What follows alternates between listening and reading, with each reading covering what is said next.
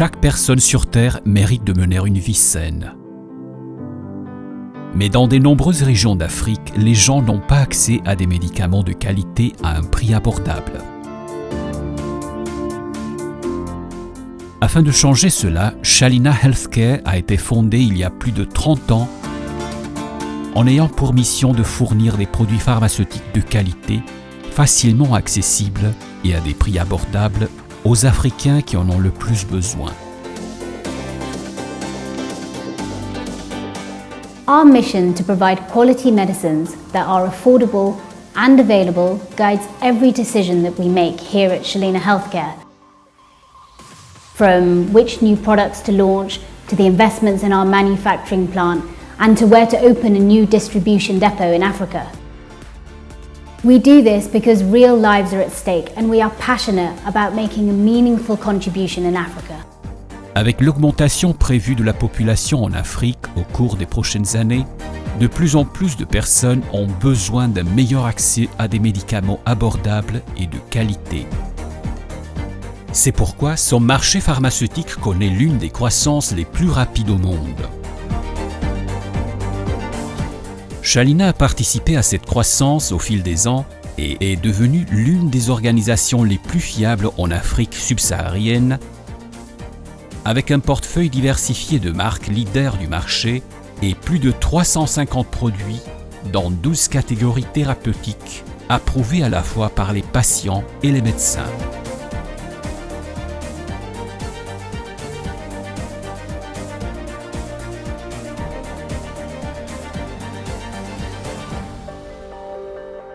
Étant donné que la qualité est un aspect fondamental chez Shalina, tous nos médicaments proviennent d'usines approuvées par l'OMS et ils sont soumis à des contrôles de qualité dans des laboratoires en Inde et en Chine afin de garantir le respect des normes de qualité les plus strictes.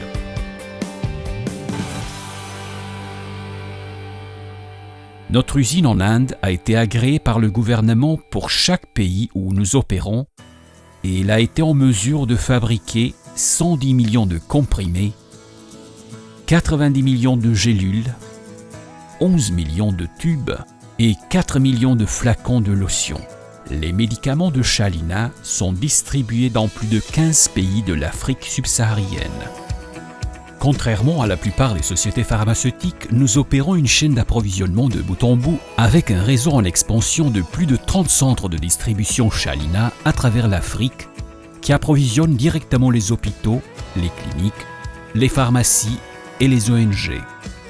We are able to deliver quality medicines at affordable prices because we have full control of the supply chain from our own manufacturing facilities to our 30 distribution centers across Africa. Therefore, we cut out the middlemen and pass on these savings to our customers who are in effect buying directly from WHO quality approved facilities. Chez Shalina Healthcare, il ne s'agit pas seulement de fournir un produit. Nous croyons fermement à l'importance de s'impliquer dans la communauté et de fournir un soutien de toutes les manières possibles pour assurer une meilleure qualité de vie. Une équipe de plus de 300 professionnels organise des séminaires médicaux, des réunions pharmaceutiques, des présentations de produits et des initiatives de sensibilisation des patients, tout cela pour un meilleur avenir. De plus, Shalina offre régulièrement des bourses d'études et fait des dons à des initiatives importantes telles que la construction des puits, d'écoles et d'églises. Avec la demande croissante de médicaments Shalina, nous élargissons continuellement notre implantation en Afrique. Mais rien de tout cela ne serait possible sans le dévouement de plus d'un millier d'employés qui luttent chaque jour pour l'excellence et qui croient au droit de chacun à des médicaments de qualité et abordables. Chez Shalina, nous nous engageons à trouver des solutions durables pour la santé de l'Afrique, tout en restant fidèles à notre mission première, qui est de fournir des produits de qualité, abordables et disponibles. Nous sommes fiers de contribuer à construire un avenir meilleur pour les personnes dans le besoin.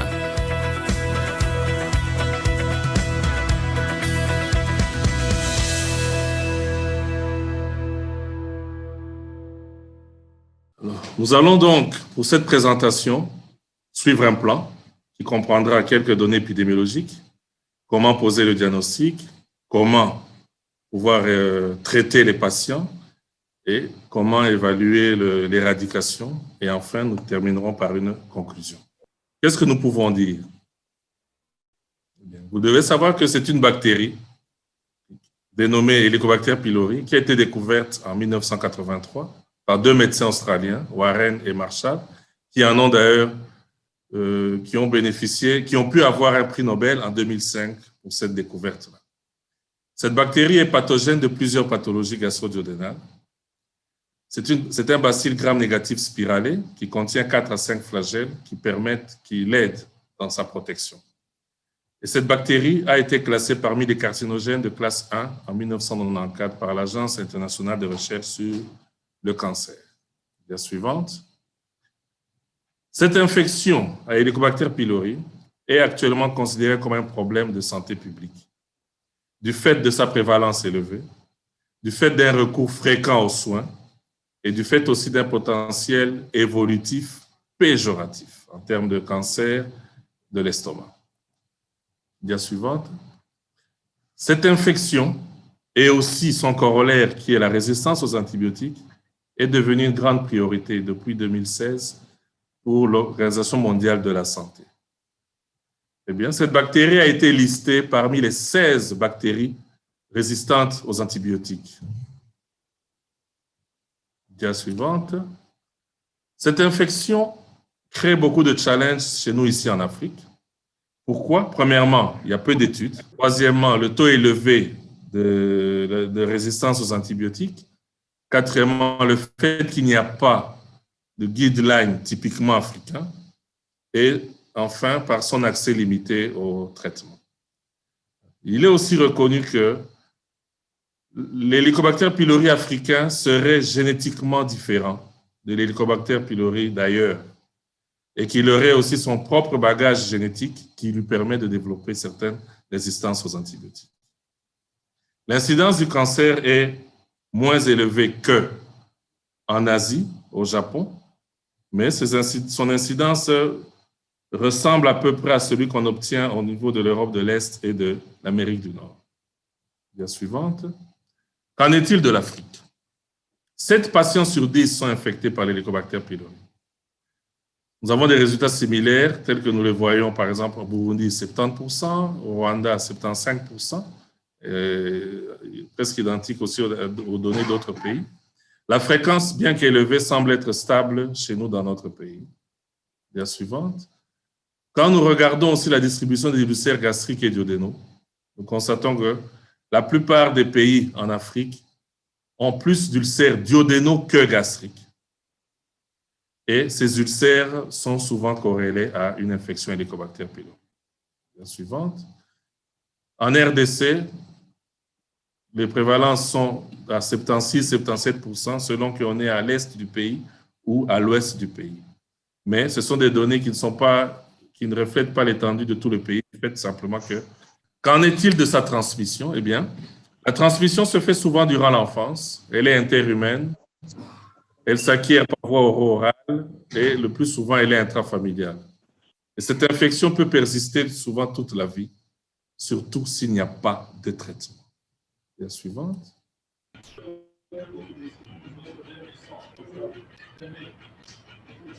Quand on compare les pays développés aux pays non développés, eh bien, nous voyons que la transmission féco-orale est faible dans les pays développés par rapport aux pays en développement. Et les facteurs de risque sont souvent la surpopulation dans les logements, le fait d'avoir beaucoup d'enfants dans les foyers, le manque d'hygiène et d'éducation et le défaut d'assainissement. Mais quand on parle de transmission oro-orale, nous constatons que c'est souvent aussi les phénomènes de régurgitation, de prémastication, le contact intime entre mère et enfant, et les vomissures, les liquides gastriques en cas d'examen d'endoscopie ou dans les salles de réanimation. Dia suivante. Notre Helicobacter pylori possède des propriétés uniques qui lui permettent de survivre et de se multiplier à long terme dans l'estomac. Un organe pourtant hostile. Un organe pourtant hostile. Cela est dû à quoi? La suivante. Cela est dû à 3 facteurs. Le premier facteur, c'est la barrière chimique, donc l'acidité. Le deuxième facteur, c'est la barrière physique, donc le fait d'avoir un mucus qui est très épais. Et le troisième facteur, c'est la réponse immunologique, donc la barrière biologique. Dia suivante. Plusieurs pathologies sont associées à l'infection par Helicobacter pylori. Au départ, cette infection donne une gastrite chronique qui est asymptomatique dans 80% des cas et qui peut se présenter sous forme de dyspepsie fonctionnelle dans 5 à 10% des cas, des ulcères gastriques ou duodénaux dans 10% des cas, un lymphome de Malte dans 0,3% des cas. Et cette gastrite chronique a une comme particularité de passer à l'étape d'une atrophie de la muqueuse, qui ensuite va donner une métaplasie intestinale et enfin une dysplasie de haut et bas grade, de bas et haut grade, et enfin un adénocarcinome dans 1,3% des cas. La suivante. Quel est le mécanisme pathogénique de ces infections? L'Helicobacter pylori utilise 2 voies, soit son système inflammatoire, le système inflammatoire, donc une inflammation, mais il y a aussi un rôle direct de la bactérie elle-même pour permettre d'avoir ces différentes pathologies. Et alors, c'est l'identification de ces facteurs qui, augmentant le risque carcinogène, qui est important pour diagnostiquer et traiter de façon ciblée les personnes à haut risque. La suivante. Et ces facteurs sont les suivants. Il y a d'abord les facteurs de l'environnement et le mode de vie de l'hôte.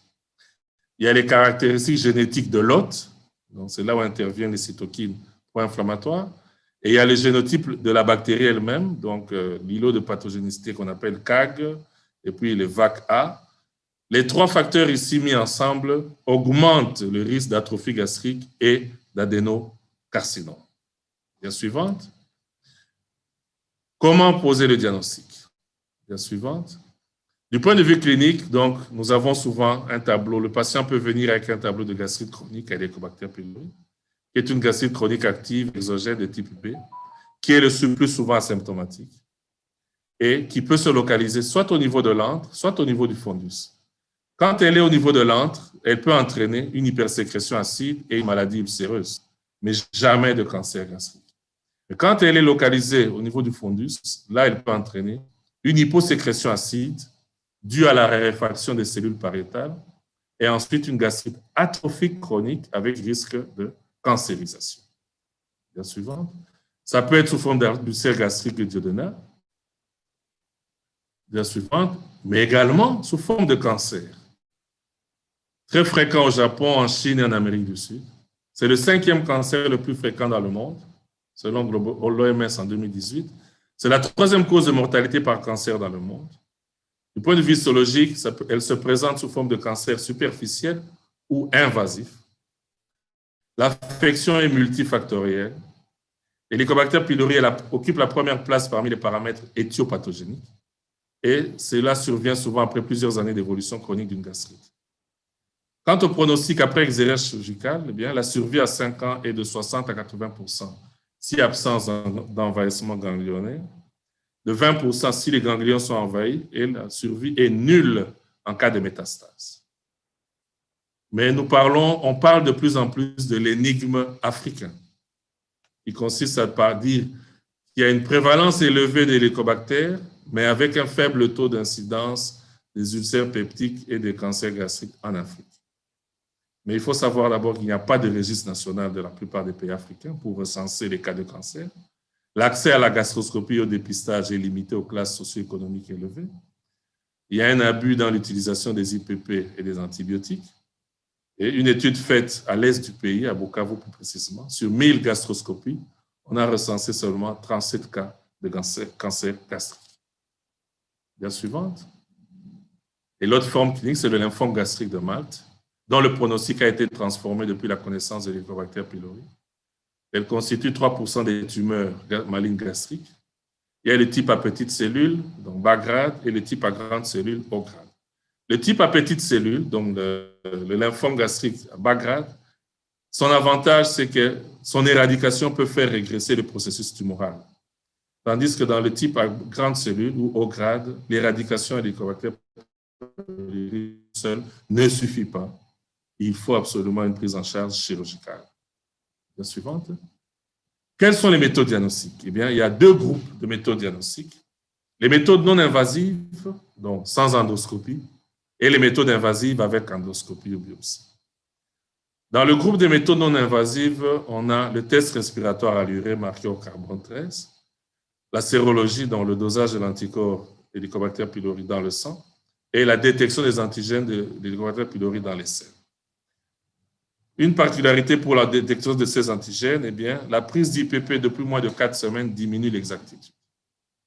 Quant aux méthodes invasives avec endoscopie, nous avons là-dedans le test respiratoire rapide à l'uréase, la NAPAT, la culture et la PCR.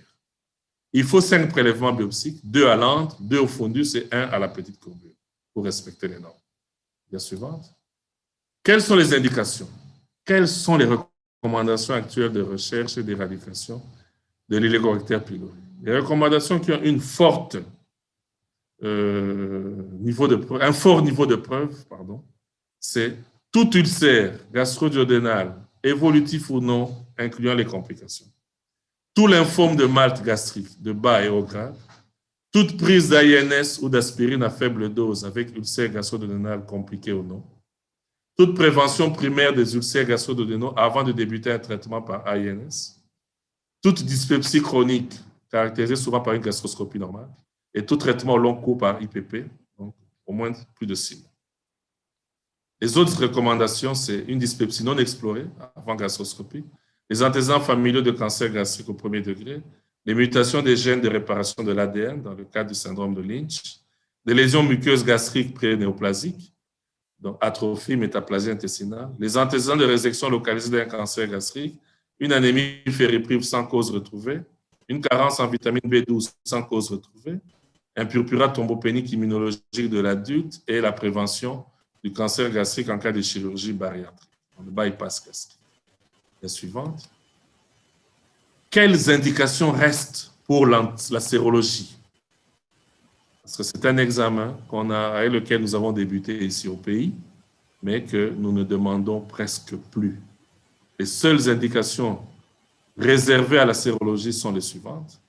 Toute personne ou patient sans symptômes digestifs, âgé de moins de 40 à 45 ans, apparenté à un patient ayant eu un cancer gastrique, ou avec antécédent d'ulcère sans preuve d'éradication de l'Helicobacter pylori, ou alors avec purpura thrombopénique immunologique. C'est les seules circonstances dans lesquelles cet examen peut encore être demandé.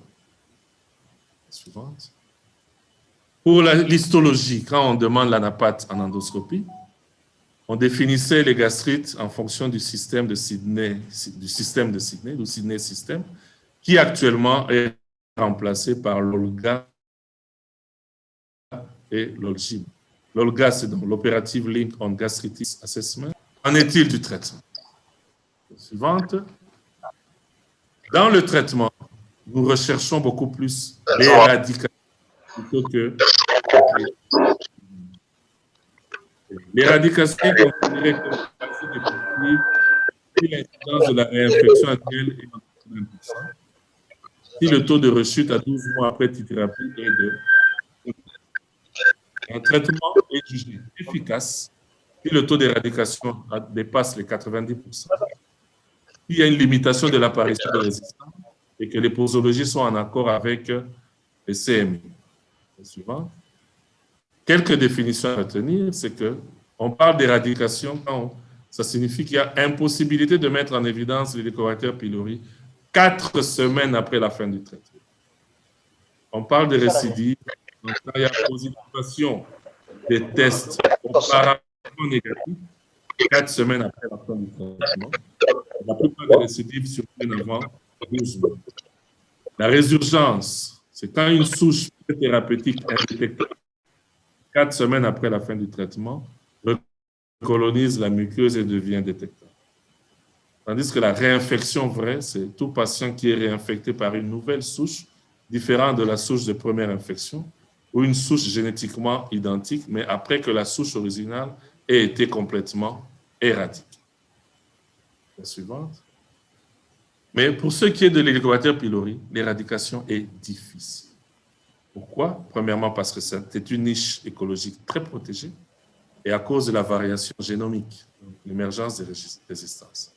Voilà pourquoi les traitements d'éradication de l'Helicobacter pylori doivent associer plus d'un antibiotique à un traitement antisécrétoire à forte posologie pour élever le pH intragastrique. La suivante. Donc, l'histoire du traitement d'éradication de l'Helicobacter pylori, c'est un long chemin. Des années 93 à 2010, on a commencé avec les traitements probabilistes de première ligne, donc les fameuses trithérapies, qui comprenaient un IPP et 2 antibiotiques. Et c'était sur base des recommandations de Maastricht 1, 2 et 3. En 2015, s'est ajoutée la quadrithérapie séquentielle, un IPP avec 3 antibiotiques, et fondée sur les recommandations de Maastricht 4 et de la Société française de gastro-entérologie. Le taux d'éradication n'atteignait pas les 90%. Et c'est à partir de 2016, et au passage, l'Helicobacter pylori est devenu une priorité aussi de l'OMS.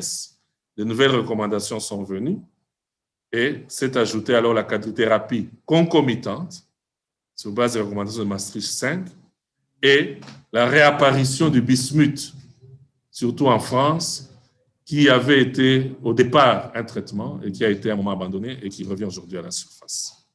La suivante. Et sur base donc de cela, on a préconisé 2 schémas. Soit on prend en charge les malades sur base d'un traitement probabiliste, soit on prend en charge les malades sur base d'un traitement guidé. Là où l'étude de la sensibilité aux antibiotiques peut être faite, le traitement donc doit être guidé. Et comment on le fait? On évalue la sensibilité de la clarithromycine. Là où la clarithromycine est sensible, on peut donner une trithérapie de 10 jours comprenant un IPP, l'amoxicilline et la clarithromycine. Mais en cas de résistance à la clarithromycine, surtout si elle dépasse les 15%, on ne peut plus donner ce schéma. On évalue un deuxième médicament, la lévofloxacine. Si elle est sensible, on remplace la lévofloxacine. On remplace, la clarithromycine par la lévofloxacine et on maintient une trithérapie de 10 jours. Mais là où la lévofloxacine est également résistante, donc clarithromycine résistante, lévofloxacine résistante, là, on n'a pas d'autre choix que de recourir à une quadrithérapie au bismuth pendant 10 jours. Et si l'une de ces trois options échoue, il faut recourir à un avis d'expert. La suivante. Là où maintenant l'étude de sensibilité aux antibiotiques n'est pas faisable, on est obligé de recourir à une quadrithérapie probabiliste. Et en première ligne, c'est la quadrithérapie concomitante, dont les 4 médicaments sont donnés du début à la fin pendant les 14 jours, ou alors une quadrithérapie bismuthée pendant 10 jours. Si ça ne marche pas, en deuxième ligne, on renverse. Celui qui avait une quadrithérapie concomitante va passer de 14 jours va passer à la quadrithérapie au bismuth, et celui qui avait commencé par une quadrithérapie au bismuth va passer à la quadrithérapie concomitante. Si en deuxième ligne, le problème n'est toujours pas résolu, on est obligé de recourir à des études de sensibilité des antibiotiques et de la biopsie pour faire bénéficier aux patients un traitement de 3e ligne qui est un traitement donc guidé par la sensibilité aux antibiotiques. Alors, quand on parle de quadrithérapie au bismuth, c'est donc l'oméprazole associé au Pilera. Donc bismuth plus tétracycline plus métronidazole. Tandis que la quadrithérapie concomitante, c'est l'IPP plus l'amoxicilline, qui est toujours incontournable, la clarithromycine et le métronidazole. La suivante. Mais il peut arriver que le patient soit allergique aux bêta-lactamines. Que faire dans ce cas-là? On ne peut pas lui donner l'amoxicilline. Alors, dans ce cas, on lui donne une quadrithérapie bismuthée. Et en cas d'échec, alors on recourt à une trithérapie guidée. IPP avec l'arythromycine ou lévofloxacine et le métronidazole. La suivante. Quant au traitement d'éradication en 3e ligne, donc c'est la thérapie guidée sur base de la sensibilité aux antibiotiques, on évalue en fonction de la résistance ou de la sensibilité au quinolone ou au macrolide. Et comme je venais de le dire, si le quinolone est résistant, on donnera donc un IPP avec métronidazole et amoxicilline pendant 14 jours. Ou alors, après avis d'expert, on utilise l'IPP avec la rifabutine et l'amoxicilline pendant 14 jours. Si le macrolide est sensible, on garde le même schéma. Avant, c'était 10 jours, on passe à 14 jours.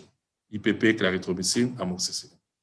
En cas de sensibilité à la quinolone, là, IPP plus levofloxacine et amoxicilline de 14. Donc, en fait, on avait un schéma d'abord de 10 jours, en deuxième intention, donc troisième ligne, on passera donc au schéma de 14 jours. Dans certains cas, certaines études ont préconisé plutôt d'utiliser comme IPP les oméprazole ou le rabéprazole associés au métronidazole, cette fois-ci en 3 prises au lieu de 2 prises, et à l'amoxicilline, cette fois-ci en 3 prises au lieu de 2 prises. La suivante. Donc là, c'est quand nous parlions de la trithérapie concomitante. C'était dans IPP 2 fois par jour, l'amoxicilline 2 fois 1 gramme et la clarithromycine 2 fois 500 mg pendant 7 à 10 jours, 14 jours. Et la séquentielle, c'est les 5 premiers jours, c'est l'IPP et l'amoxicilline. Et ensuite, les 5 autres jours, c'est les 2 autres antibiotiques, l'érythromycine et le métronidazole. Une durée totale de 10 jours. Mais c'est un schéma qui est de moins en moins utilisé. La suivante. Actuellement, certains pro- et prébiotiques présentent des résultats prometteurs en tant que traitement adjuvant pour réduire les effets secondaires des antibiotiques. Et l'ajout des probiotiques à la trithérapie a amélioré le taux d'éradication des Helicobacter pylori. Une étude a même donné des valeurs allant jusqu'à 18,4% d'amélioration. Cet ajout a permis de réduire les effets secondaires associés aux antibiotiques tels que les nausées, les vomissements, la diarrhée et les douleurs épigastriques. Et cet ajout a amélioré la tolérance aux médicaments et l'observance du patient. La suivante. Ceci donc a permis à la firme Shalina, qui est une grande firme qui travaille dans notre pays, en RDC et en Afrique depuis de nombreuses années, et qui a plusieurs champs d'action dans les douleurs, les infections, et ainsi de suite, mais qui sait aussi, qui a permis de mettre au point un médicament, le Prazolkit, dont la combinaison, la forme a été modifiée, en y associant cette fois-ci à la trithérapie classique, qui était de 20 mg d'oméprazole, 2 capsules. Avant, c'était 250 mg de clarithromycine. Cette fois-ci, c'est 500 mg de clarithromycine, 2 comprimés, et 1000 mg d'amoxicilline, 2 comprimés. Ça, c'est l'ancienne formule. Cette fois-ci, il y a eu ajout d'un probiotique, le lactobacillus, à 60 millions de spores. Et ce lactobacillus ne constitue pas, en fait, le 4e comprimé, mais il est incorporé dans les comprimés d'amoxicilline. Donc, c'est une sorte de quadrithérapie. La suivante. Quand on parle de quadrithérapie bismuthée, donc c'est une seule gélule vendue sous le nom de Pilera en France ou de Triplera en Belgique. C'est une nouvelle formulation qui permet de réunir dans son sein 140 mg de citrate de bismuth, 125 mg de métronidazole et 125 mg de tétracycline. Et ces 3 gélules sont malheureusement administrées en 4 prises par jour, associées bien sûr à 2 prises par jour d'IPP pendant 10 jours. Mais le constat est que cette quadrithérapie donne des meilleurs résultats que la trithérapie classique avec la clarithromycine. La suivante. Pour pouvoir réussir ce challenge de l'éradication de l'Helicobacter pylori, plusieurs facteurs doivent intervenir et ces facteurs constituent également des causes d'échec au traitement quand ils ne sont pas pris en compte. La suivante. Il s'agit de quoi? De la complexité du traitement, de la durée du traitement, de la motivation du thérapeute, des informations données aux patients, de l'efficacité du traitement, des effets secondaires, du tabac, de la résistance aux antibiotiques, de la nature et la posologie des antibiotiques et du polymorphisme du cytochrome P450 et également de l'âge. Un simple exemple, c'est que la façon de prendre le médicament dépend, la réussite du traitement dépend de la façon dont le médicament est pris. Il serait plus facile de conseiller au malade de le prendre en moyenne 30 minutes avant la prise des repas. Ça permet d'avoir des résultats plus satisfaisants. Le facteur qui semble dominer actuellement, c'est la résistance aux antibiotiques, et nous allons dire un mot là-dessus. La suivante.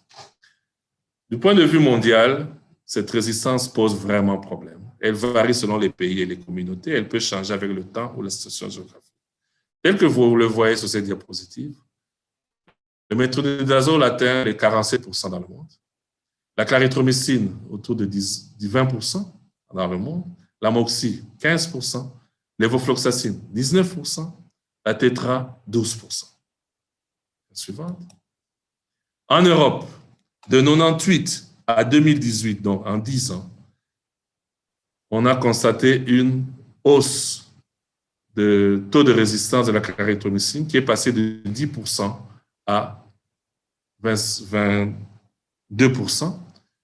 Pour le lévofloxacine, c'est passé de 14 à 16%. Et le métronidazole, c'est passé de 33 à 39%. La suivante. Qu'en est-il en Afrique?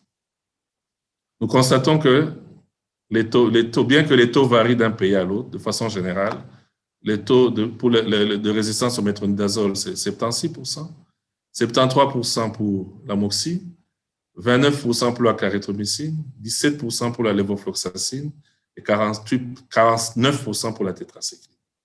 Mais comme vous le constatez, il y a peu de données. La problématique est peut-être différente, mais il serait intéressant de pouvoir connaître la sensibilité de l'hélicobactère à nos différents antibiotiques. La suivante. En RDC, une étude également a été faite par un de nos collaborateurs, Dr. Ngoma, et qui a obtenu les résultats suivants. 18% de résistance à la tétra, 66% de résistance à l'évofloxacine, 24% de résistance à la clarithromycine, 27% de résistance à l'amoxicilline et 93% de résistance au métronidazole. Quand on compare avec les autres pays, nous constatons que nous avons effectivement un problème de résistance au métronidazole. Quand on compare, le métronidazole, donc c'est ça, les 96%. Bien suivante, quand on compare avec l'amoxicilline, eh bien, il y a un problème. L'espoir pour l'amoxicilline semble être compromis parce qu'à Kin, nous avons eu des taux de 27%. Et on a des taux plus importants dans d'autres pays. Mais le problème, c'est que l'amoxicilline est une molécule incontournable dans la trithérapie, tout comme dans la quadrithérapie. Et cette hausse de résistance réduit l'efficacité de la trithérapie. On a essayé d'allonger le traitement à 14 jours, on a pu augmenter le taux de succès que de 8%. Et un problème va se poser également en cas de quadrithérapie non bismutée. La suivante. Quant aux antibiotiques de deuxième ligne, comme la tétracycline, nous avons eu 18% de résistance dans notre pays, mais on en a plus dans d'autres pays. Or, la tétra a une grande activité sur l'hélicobacter pylori, surtout dans la quadrithérapie bismutée. Et cette fréquence élevée de résistance risque de menacer l'efficacité du Pilera, du traitement de la quadrithérapie au bismuth. Donc, il y a problème. La suivante.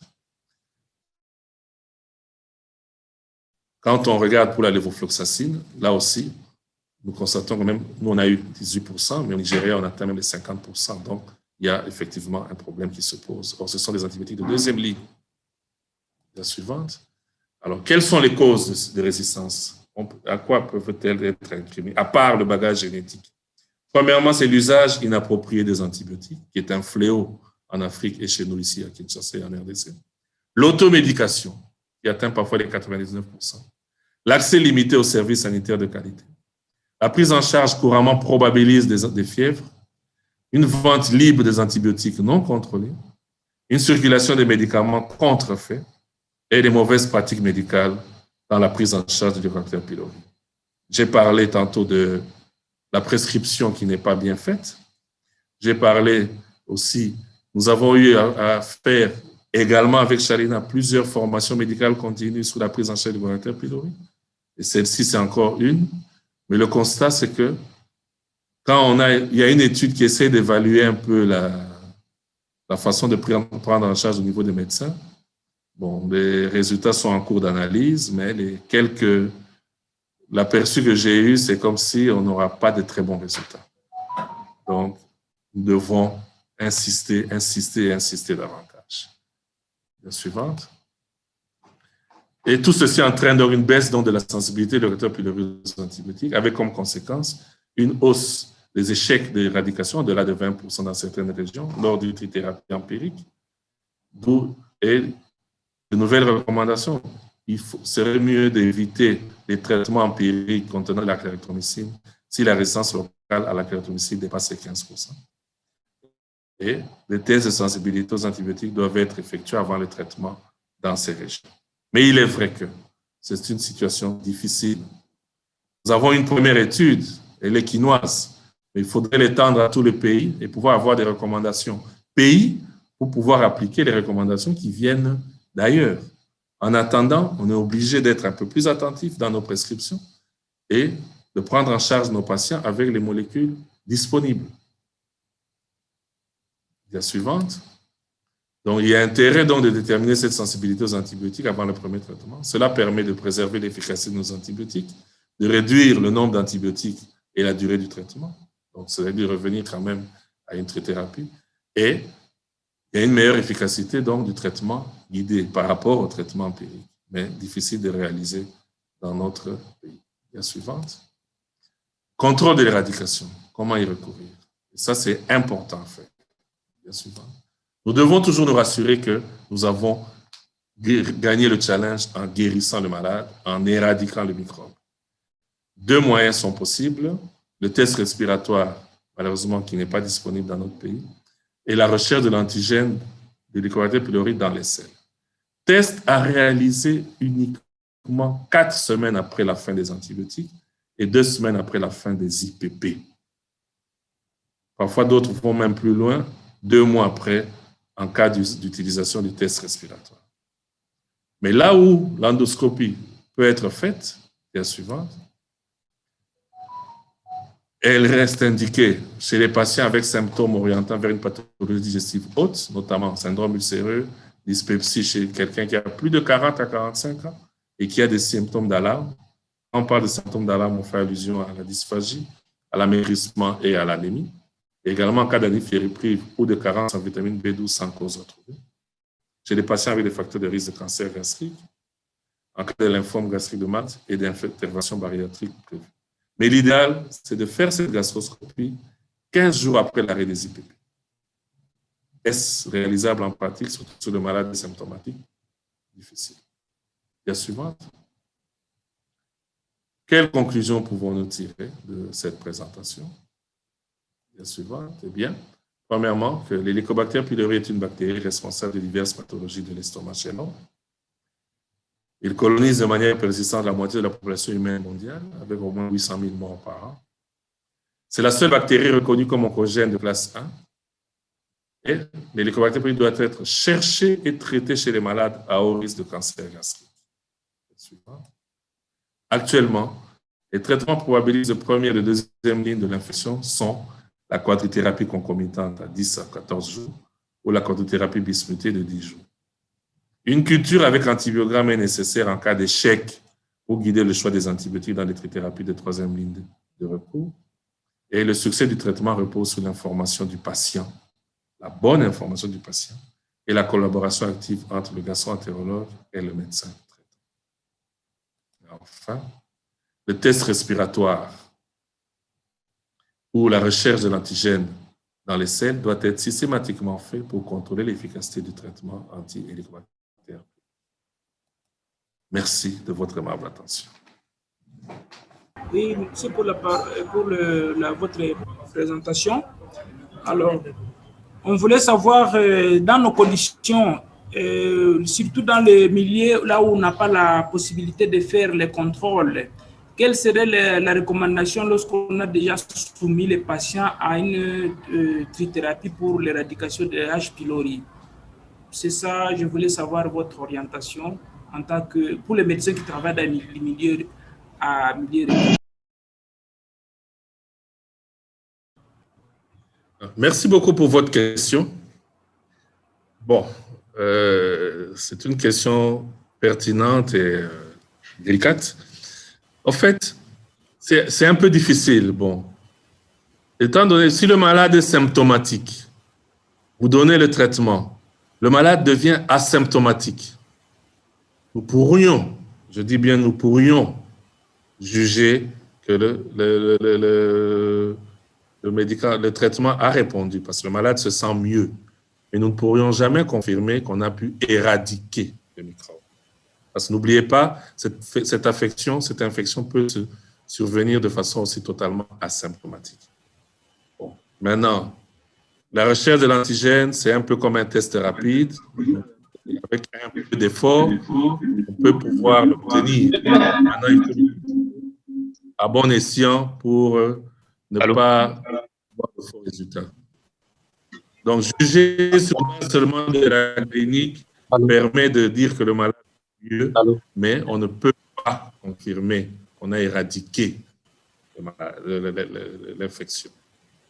Donc, un test rapide, ne fût-ce que la recherche de l'antigène dans les selles pourrait aider. Mais effectivement, il faut l'avoir. Là, on ne l'a pas. C'est la clinique qui vous dira seulement que votre malade va mieux, mais vous ne pourrez pas confirmer que vous avez éradiqué l'infection. Merci, bonjour. C'est le docteur Socrate pour Bachir. Je remercie l'orateur du jour pour le projet. Si je viens suivi la personne introduite, qui a parlé d'un problème de santé. Vous pouvez parler un peu plus fort? Merci. Je dis c'est le docteur Socrate pour Bachir. Oui. Vous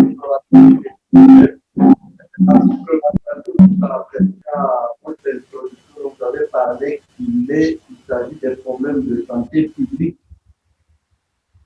Ma préoccupation est sur deux volets. Oui. Est-ce que le gouvernement de la République démocratique du Congo s'implique-t-il dans la lutte contre la maladie gastrique? Si tel est le cas, à quel niveau peut-on les sentir ou peut-on les constater? Dans la prise en charge, je ne vous ai pas entendu parler de mesures génodétectives. Si cela est nécessaire, et par rapport au gouvernement, nous partageons la frontière avec la Zambie, et donc il y a une grande perméabilité au niveau de la douane, avec beaucoup d'aliments et des boissons, beaucoup de breuvages, dont les estomacs de la population chouette et tout attaque. Que fait le gouvernement par rapport à ça? Si le gouvernement est impliqué, pourquoi nous subissons des histoires pareilles et où est la lutte? Comment le gouvernement est impliqué dans la lutte contre la gastrique? Merci. Merci pour votre question, docteur. Je réponds carrément non. N-O-N. Le gouvernement n'est pas encore impliqué. Mais j'imagine que ça viendra. Bon, si vous voyez, même au niveau de l'OMS, c'est devenu un problème depuis seulement 4 ans. Donc, il y a un peu du chemin à prendre, le temps que l'OMS répercute au niveau des pays et au niveau de chaque pays, une décision, des décisions, un programme et ainsi de suite, soit fait comme on l'a fait pour le VIH. Bon, effectivement, je n'ai pas parlé des mesures hygiéno-diététiques et tout. Bon, c'est vrai parce que bon, je voulais me limiter plus sur un axe, mais c'est tout à fait normal que dans ce genre de pathologie, l'horaire de prise des aliments, la qualité des aliments, c'est important, surtout avec l'estomac. Le laisser vide pendant trop longtemps, ce n'est pas bon. On est censé manger 3 fois. Bon, vous savez déjà que c'est un problème dans ce pays. Donc, ce qui fait que même pour la prise des médicaments, ça pose problème avec la façon de s'alimenter de la communauté congolaise. Bon, normalement, ce qui est simple, il n'y a pas de régime particulier, à part respecter les heures de repas. La seule chose, c'est qu'il y a certains aliments. Il n'y a pas aussi une liste limitative. Chacun connaît l'aliment qui peut le déranger. Si tel aliment te dérange, tu le mets de côté, tu ne le prends pas ou tu ne le prends plus, ça dépend. Mais il n'y a pas une liste, comme souvent on constate ici, les gens disent aux autres, non, ne prends pas ça, pas ça, pas ça. Un aliment qui t'a dérangé, ce n'est pas dit que ça va déranger ton voisin. Bon, mais l'aliment qui revient souvent, c'est les haricots, c'est parfois le pondou. Mais on peut trouver une solution pour que le malade continue à manger son pondou. Pour les haricots, parfois, il suffit de changer de couleur des graines. Vous voyez qu'il y a plusieurs espèces d'haricots dans le pays. Si tu réagis au blanc, change, passe au brun ou à d'autres couleurs et ça va. Si toutes les couleurs confondues, il y a toujours des malaises, il n'y a pas d'autre solution que d'enlever la peau. Mais quand on enlève la peau, là, on ne peut que griller les haricots comme cela se fait à l'est du pays. Mais ici, à l'ouest et à Kinshasa, ici, ça passe difficilement. Mais bon, pour le pondu, il suffit de le faire passer à l'étape de l'eau chaude 2 fois. Vous jetez cette eau verte-là, qui est devenue verte, les substances irritantes partent et tous nos malades reprennent leur pondu comme auparavant, sans problème. Voilà, je pense avoir répondu à vos questions, à votre question. Vos 2 questions, pardon. Et de la part de Kisangani, Shalina Kisangani, nous avons 5 petites questions à vous poser. La première question, comment réaliser un test respiratoire? La deuxième question est l'infection à Helicobacter pylori qui a entraîné une perforation gastrique. Pour la troisième question, bon, c'est juste une préoccupation. Un médecin voulait que vous puissiez revenir sur la recommandation, sur la prise en charge du traitement sur l'Helicobacter pylori. Et la question suivante est de savoir, peut-on se réinfecter par la même souche d'Helicobacter pylori plusieurs fois? Sinon, pourquoi? Et la dernière question, Prazol Kit, d'un autre produit, est-il indiqué aussi chez les femmes enceintes? Ça sera tout pour nos questions. Et nous vous écoutons, docteur. OK, merci pour les questions. Si j'en ai oublié, vous allez me répéter. La première question, c'était... vous pouvez me la rappeler? La première question. Oui. Comment réaliser un test respiratoire? Comment réaliser un test respiratoire? Le test respiratoire demande un petit matériel. Pardon? Pour réaliser le test respiratoire, on a besoin d'un petit matériel et on fait inspirer au malade ce carbone, cette uréase marquée au carbone 13. Le malade va expirer dans un sachet et c'est l'air expiré qui va être analysé dans cette machine et permet d'évaluer la présence de l'uréase ou pas. Et c'est juste un petit dispositif et le malade doit inspirer et expirer. Mais malheureusement, nous n'en avons pas. Il y a une firme, un centre médical, un grand laboratoire à un moment donné l'avait à Kinshasa, mais ils n'ont pas renouvelé les réactifs et puis c'est fini. Donc on n'a pas beaucoup d'expérience là-dessus. La deuxième question? Il y a une question qui est venue de Goma, avant de revenir aux questions de Sangani. Parmi les facteurs prédisposants, le groupe sanguin est-il aussi un facteur prédisposant? Bon, le groupe sanguin, par rapport à l'infection à Helicobacter pylori de façon générale, non, ce n'est pas un facteur. Mais c'est beaucoup plus par rapport à la maladie ulcéreuse, gastro-duodénale, qui peut être un facteur. Et que souvent, les gens qui ont le groupe sanguin O seraient protégés par rapport aux autres. Mais ça n'a pas un lien direct donc, avec l'hélicobacter lui-même. Alors, une deuxième question, c'était quelle est cette différence qui existe entre l'hélicobacter africain et l'hélicobacter d'ailleurs? Comme je l'ai dit pendant ma présentation, on a constaté que l'hélicobacter, en fait, quand on parle d'hélicobacter pylori, il y a plusieurs espèces, sous-espèces.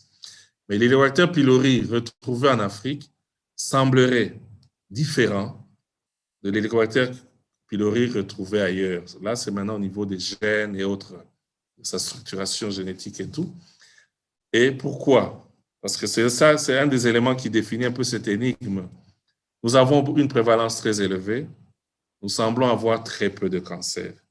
Et là où il y a beaucoup de cancers, il y a la prévalence est moins importante. Et en termes de résistance, il y a beaucoup plus de résistance en Afrique. C'est vrai, il y a beaucoup de facteurs qui interviennent par rapport aux autres. Si vous voyez les 2 ou 3 dias où j'ai parlé de résistance au niveau international et tout, vous voyez que les prévalences sont plus élevées dans les milieux africains qu'en milieu européen ou asiatique. Ce sont ces deux facteurs qui semblent montrer que notre hélicobactère, qui sont les AIS indépendants et chez qui les crises vaso-occlusives se confondent parfois aux douleurs gastriques. Faut-il instaurer un traitement probabiliste du CMS, du CMAS Kinshasa ou attendre les résultats de la paraclinique? Ça, c'est la première question. Et la deuxième, c'est la quadrithérapie n'est pas encore d'application en RD Congo. Et quatrième question, en RD Congo. Allô? S'il vous plaît. Laissez-moi d'abord répondre à ces deux questions. Je ne perds pas le fil de l'idée. Bon, la première question, il y a, je pense, un drépanocytaire qui a des douleurs, des crises vaso-occlusives qui peuvent mimer aussi des crises de douleurs de dyspepsie. Il doit prendre des anti-inflammatoires non stéroïdiens. Faut-il... bon, en fait, dans ce cas-là, comme vous l'avez vu parmi les indications de recherche, ces malades qui doivent prendre des anti-inflammatoires non stéroïdiens, parfois une durée assez longue, doivent être, d'abord au niveau de la protection même de la muqueuse, bénéficier d'un IPP au long cours. Maintenant, faut-il le laisser sous IPP seul ou associer une trithérapie, une quadrithérapie pour éliminer l'hélicobactère? Là, c'est les examens, bien sûr, qui vont trancher. On ne peut pas donner le traitement à l'aveugle. Mais le malade peut bénéficier de son IPP d'abord pour protéger sa muqueuse gastrique contre les effets nocifs des AINS. Et entre-temps, quand la mise au point est faite et qu'on retrouverait une infection, à ce moment-là, on ajoutera les antibiotiques qu'il faut ou on change carrément toutes les molécules pour traiter l'infection hélicobactère pylori. Ça, c'est par rapport à la première question. La deuxième question, la quadrithérapie, nous l'appliquons à Kinshasa. En fait, il suffit seulement de prendre un IPP et associer 3 antibiotiques, comme cité sur les diapos, amoxicilline, l'arythromycine et le métronidazole. Et vous avez votre quadrithérapie concomitante, dont vous donnez pendant 10 ou 14 jours, voire 7 jours. Ou prendre un kit auquel vous ajoutez le quatrième antibiotique, tout simplement. Donc, nous l'appliquons. Voilà, la troisième question, c'est en RDC, quelle est la principale cause de l'infection à l'hélicobactère pylori? Pour votre question,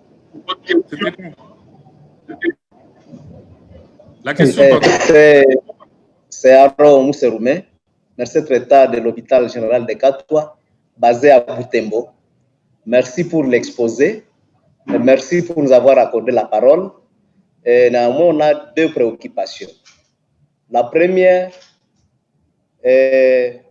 l'infection à Helicobacter pylori est une infection à main sale et qui peut aussi se réaliser vers le bas âge, dans la face. Je voudrais avoir une idée sur la période d'incubation. Puisque 80% environ, c'est asymptomatique. Alors, si ça intervient dans la face, ça peut donner ses effets ou ses symptômes à partir de quelle période d'incubation? C'est la première préoccupation. La seconde, c'est autour de la prise à charge, les traitements. Quand faut-il passer ou quel intervalle de temps faut-il observer pour passer à la seconde ligne pour ce qui concerne les traitements? Voilà mes 2 préoccupations. Merci, je réponds directement. Bon, donner un timing exact pour la période d'incubation, c'est difficile. Pourquoi? Tout simplement parce que cette infection, c'est vrai, comme on vous l'a dit, elle est asymptomatique. Et quand elle est asymptomatique, qu'est-ce qui va faire qu'on va évoluer vers des complications? C'est en fait le fait qu'à un moment donné, le malade va évoluer d'une phase de gastrite chronique qui est totalement silencieuse, qui va passer à l'atrophie à la métaplasie au cancer.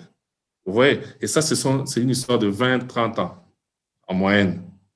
Alors, vous pouvez maintenant faire une endoscopie chez un malade pour autre chose. Et vous découvrez ce type de gastrite. Vous n'êtes pas allé faire l'endoscopie pour cette indication. Ou bien peut-être dans le cas d'un dépistage pour un dépistage de cancer et tout. Donc, c'est difficile de vous donner un délai. Alors, pour la deuxième question, j'ai dit, on donne le traitement de première ligne pendant peut-être 14 jours. Le malade termine son traitement. Il vous revoit. Vous l'évaluez sur le point de vue symptomatique. S'il va bien à 100%, vous calculez avec lui un mois. Parce que comme il vient de terminer les antibiotiques aujourd'hui, vous faites le contrôle dans un mois. Si au rendez-vous du 14e jour après le traitement, vous voyez que le malade n'a pas bien répondu, il y a des petits malaises qui persistent, vous lui donnerez uniquement un IPP à dose standard pendant 2 semaines ou un mois. Et s'il va bien, vous faites une fenêtre de 2 semaines et puis vous faites votre examen. C'est pour ça qu'on a dit le contrôle de l'éradication se fait un mois après, disons 4 semaines après la fin des antibiotiques, 2 semaines après la fin de l'IPP. L'IPP dont on parle, c'est l'IPP qu'on donne seul, en entretien, comme traitement d'entretien. Donc, dans ce cas de figure, vous savez comment évaluer. Alors, quand maintenant vous faites votre examen, 4 semaines après la fin des antibiotiques ou 2 semaines après la fin de l'IPP que vous aviez ajouté au malade, c'est à ce moment-là que vous allez décider. Les résultats, par exemple, de l'antigène qui était positif au départ revient négatif, l'éradication est là. Le résultat revient toujours positif, c'est là où il y a eu échec d'éradication. Alors là, vous proposez maintenant un traitement de seconde ligne. Je pense avoir répondu à vos 2 questions. Bon après-midi, monsieur l'orateur. D'ailleurs, je suis fier. Merci. Deuxième question, quel est l'apport du probiotique dans l'efficacité du traitement par rapport La première question, vous êtes déjà à la deuxième.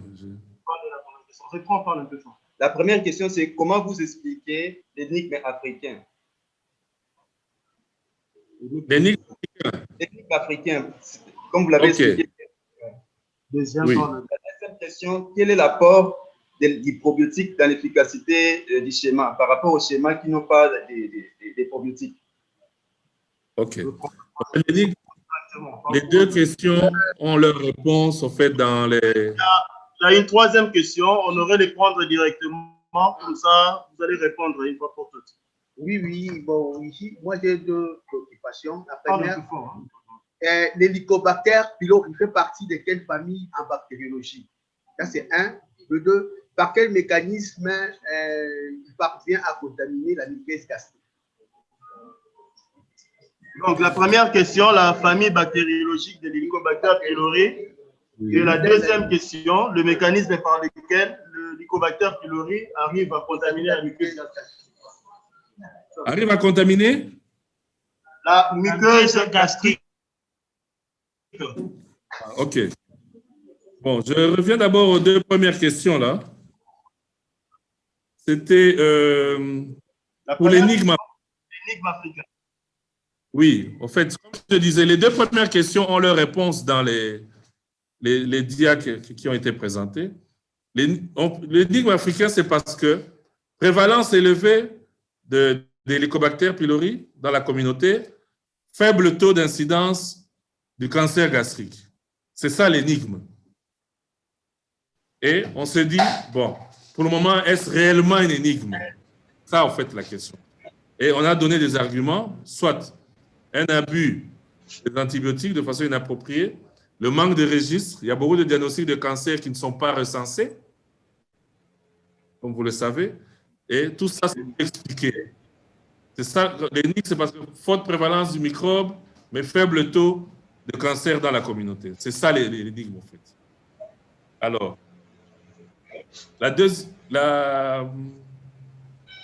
quand l'énigme africain avait la question sur... ça m'a échappé. L'orateur peut me rappeler sa question? Non, il n'est pas... Je continue. L'Helicobacter pylori, c'est un bacille gram-négatif. Dans la famille des bactéries, c'est un bacille gram-négatif spiralé. Voilà la réponse. Oui, monsieur le professeur, bonjour. Bonjour. Oui, c'est délégué Joël Chalina, Casa Oriental. Ah oui. Oui, il y a beaucoup de questions chez nous, mais on va d'abord vous poser même 4. Je laisse la parole à Dr. Ilou. Oui. Bonjour, professeur. C'est Médard Ilunga de l'hôpital général de Dipumba. Ma première préoccupation, j'aimerais savoir si il existe des porteurs sains d'Helicobacter pylori, ou alors lorsque on met en évidence l'Helicobacter pylori chez quelqu'un, on doit considérer cette personne comme un sujet qui doit prendre nécessairement le traitement. Et si il existait des porteurs sains, est-ce que vous connaissez la proportion qui existerait dans nos milieux, Kinshasa ou comme en Bujimaï? Je peux répondre directement? Bon, j'avais une autre question. Allez-y. Ne perdez pas le fil des idées, hein? Sinon, il y a des questions qui vont m'échapper. Comme ça, on va y aller une à une. En fait, le terme de porteur sain d'Helicobacter pylori n'existe pas, cette terminologie. On l'utilise dans d'autres maladies, mais pas dans l'infection Helicobacter pylori. Nous tous, tels que nous sommes là, nous avons dans notre estomac l'Helicobacter pylori. Mais on ne va pas, peut-être sous cet angle-là, on peut s'appeler des porteurs sains. Il fait partie de notre flore intestinale, mais plus précisément de notre flore gastrique. Parce que la localisation est unique. OK?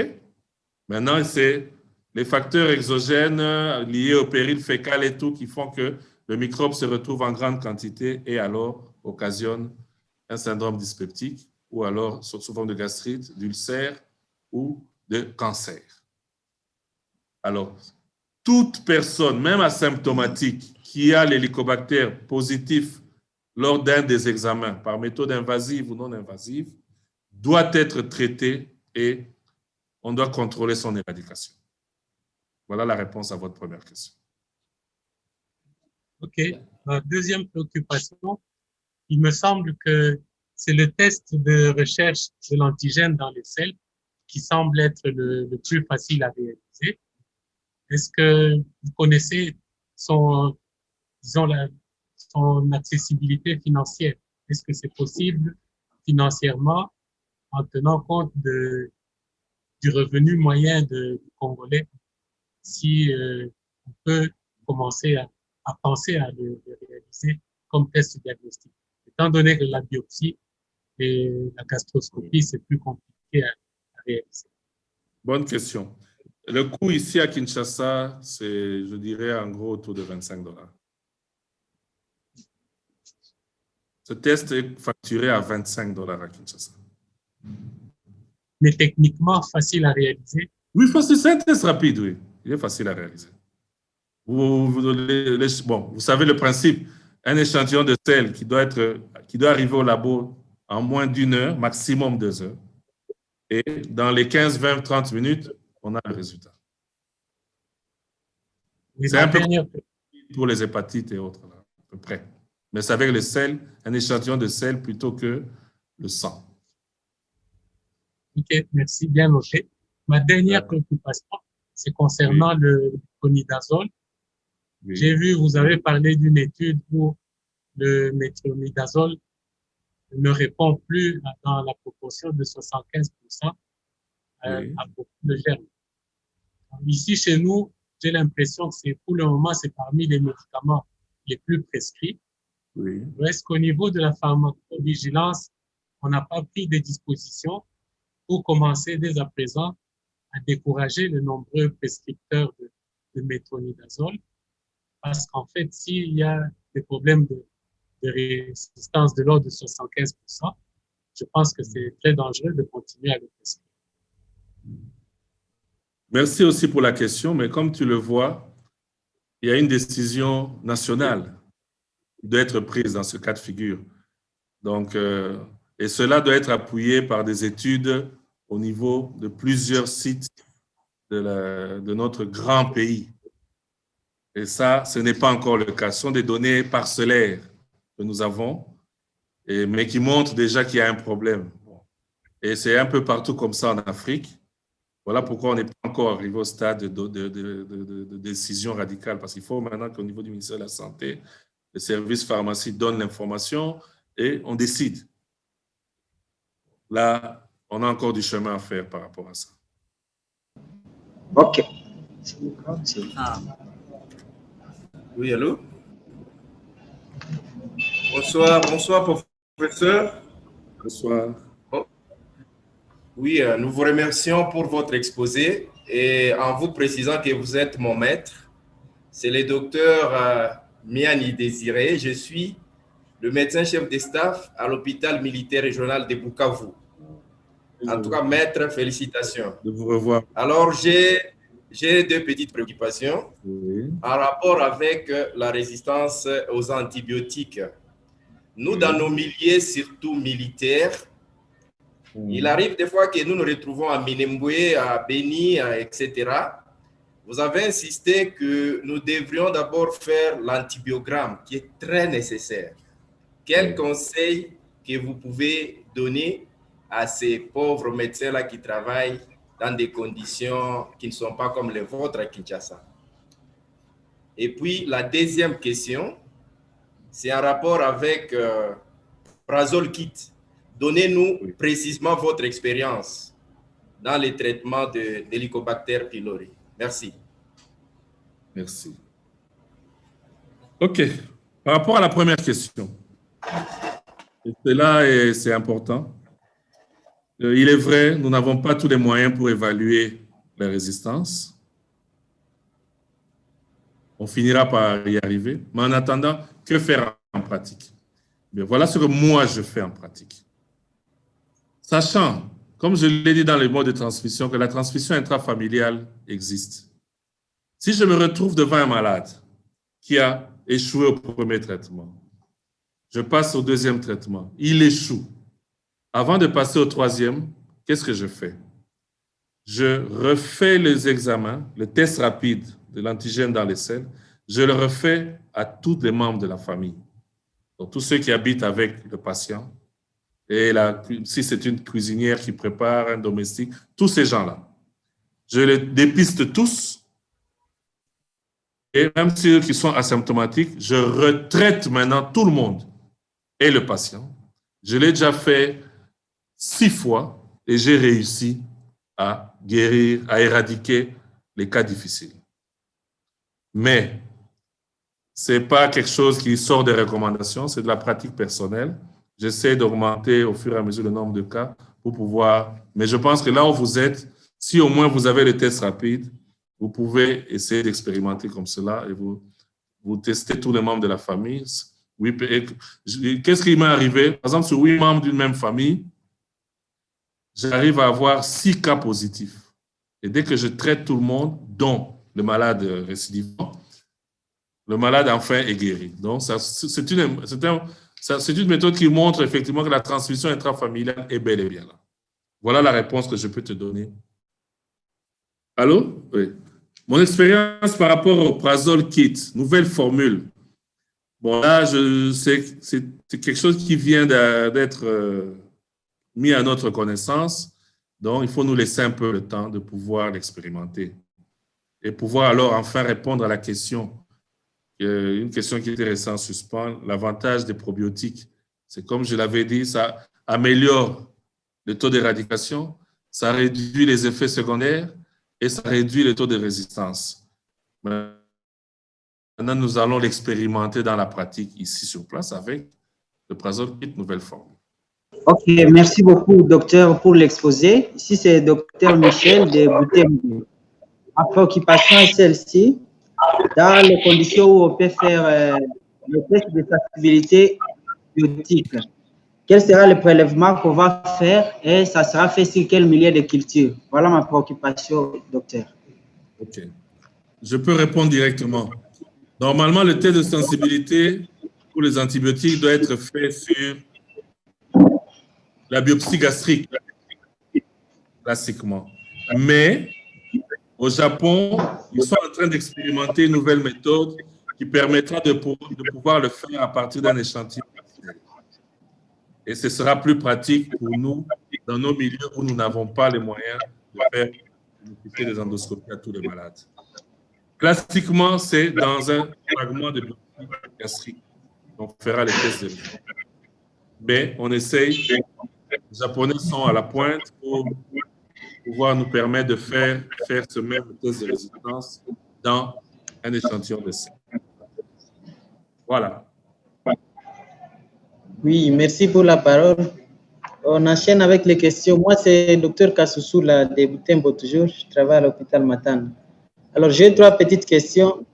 Lorsque un patient nous arrive à l'hôpital à cette phase douloureuse et avec des vomissements, quels sont les médicaments ou les molécules que vous conseillez pour d'abord stabilisation avant maintenant d'initier cette trithérapie? Ou faut-il initier cette trithérapie à cette phase où le patient est en train de vomir? Bon, donc je pense déjà que là, il faut d'autres médicaments d'abord pour stabilisation. La deuxième question, c'est que faire si le patient présente des douleurs épigastriques dès l'initiation de cette trithérapie ou même quadrithérapie? Donc, vous initiez une trithérapie, mais le patient commence déjà à présenter des intolérances vis-à-vis du schéma proposé.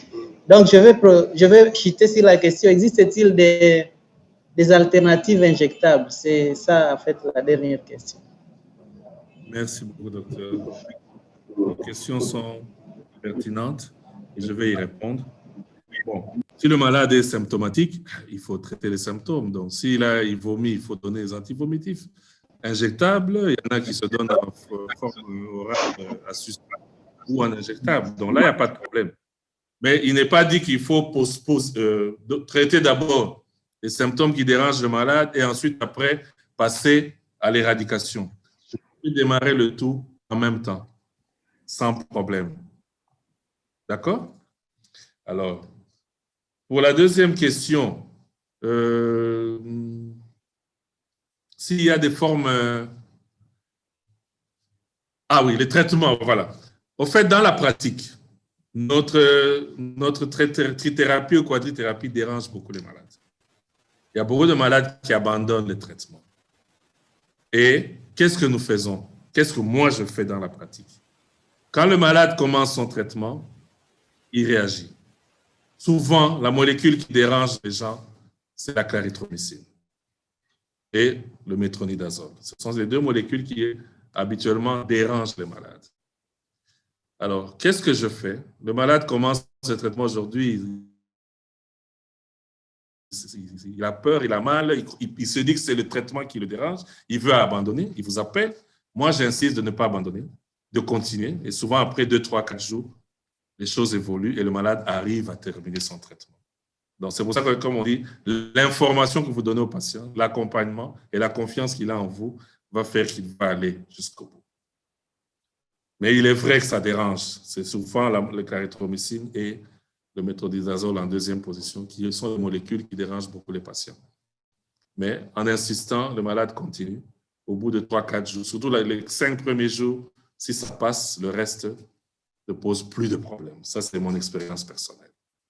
Alors, les formes injectables, c'est vrai, il y a des malades qui ne veulent pas. Bon, parfois, il nous arrive de faire des combinaisons avec certains produits injectables dans les cas de force majeure et on arrive quand même à s'en sortir, mais c'est quand même assez lourd pour le malade de bénéficier de plusieurs infusions pendant 7 à 14 jours. Merci pour les questions. Bonsoir, madame. Moi, c'est le Dr Pi du centre hospitalier clinique universitaire de Rwenzori. J'ai 4 préoccupations. La première est celle-ci. D'après votre expérience sur la gastrite à hélicobactère, quelle est la tranche d'âge la plus atteinte par cette pathologie? Deuxième préoccupation. Y a-t-il des facteurs favorisants pour présenter la forme symptomatique de la gastrite à Helicobacter? Si oui, quels sont ces facteurs? Troisième préoccupation, la biopsie gastrique est-elle nécessaire pour ce type de gastrite? Quatrième préoccupation, quelles sont les complications d'une gastrite à Helicobacter les plus courantes? Merci, docteur, pour vos questions. La tranche d'âge, dans notre expérience, effectivement, ce sont plus les adultes. Bon, entre, je dirais, si j'exagère, 20 à 50 ans. J'essaie d'être le plus large possible. Entre 20 et 50 ans, c'est là où on a beaucoup plus d'écarts, globalement. Alors, il n'existe pas, au fait, de facteurs favorisants identifiés qui privilégient les formes symptomatiques plutôt que les formes asymptomatiques. C'est pour la deuxième question. La biopsie gastrique, qui dépend donc de l'examen d'endoscopie, c'est le gold standard dans la mise au point de l'infection Helicobacter pylori. Mais là où on ne sait pas le faire, on est obligé de le contourner par d'autres examens, dont le test dans les selles. Mais là où l'endoscopie est là, on fait. Et souvent, on fait les deux ou les trois, ça dépend. Mais si au moins à un de ces examens, on a un résultat significatif, on doit décider de prendre en charge le malade. Voilà. Mais la biopsie devient vraiment indispensable au-delà de 45 ans, selon les recommandations, parce que plus l'âge, au-delà de cet âge-là, le risque de retrouver un cancer gastrique est important. Voilà pourquoi, en dessous de 45 ans, on peut s'en passer, surtout si on n'en a même pas les possibilités. Au-delà de 45 ans, malade, parce que peut-être vous avez toutes ces douleurs qui traînent, qui partent, qui reviennent, c'est un cancer. Et vous perdez le temps à traiter. Bon, j'étais en train de répondre à la dernière question, que les complications, en fait, c'est la cancérisation, tout simplement. C'est le cancer de l'estomac sous forme d'adénocarcinome ou alors un lymphome de Malte. Merci, Madame Docteur, pour vos questions.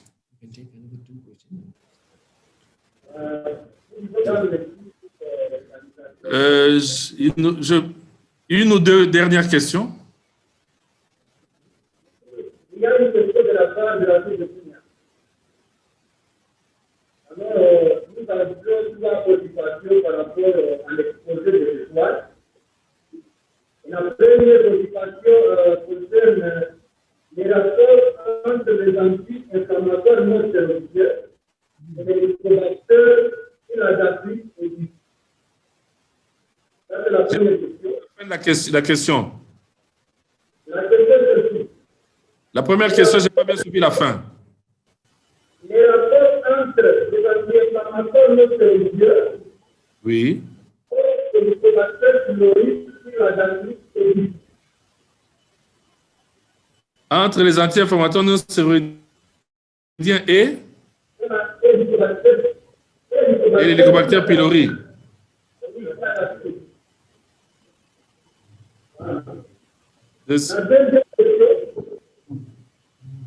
Oui. Quel est le rapport ou quelle est la particularité de prise en charge de l'Helicobacter pylori de la femme enceinte, surtout lorsqu'on utilise un schéma incluant les tetracyclines et les novostatins?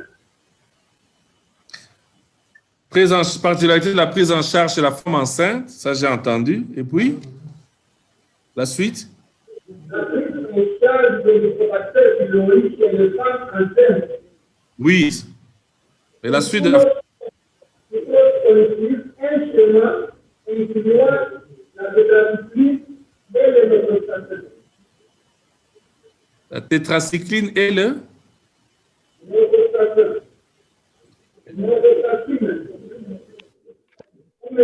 La clarithromycine.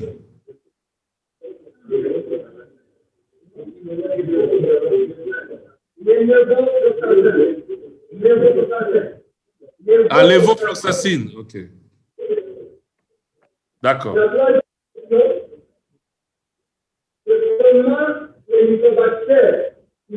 Oui.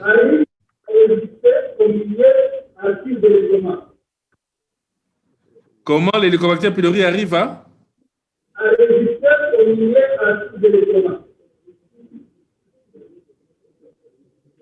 Ok. Je commence par la fin. Cette bactérie gram positif, ce bacille gram négatif spiralé a une structure particulière. Elle a des flagelles engainés. Ce sont ces flagelles engainés qui la protègent de l'acidité gastrique. Voilà pourquoi elle arrive à vivre dans ce milieu, contrairement à d'autres. Ça, c'est la troisième question. La deuxième question.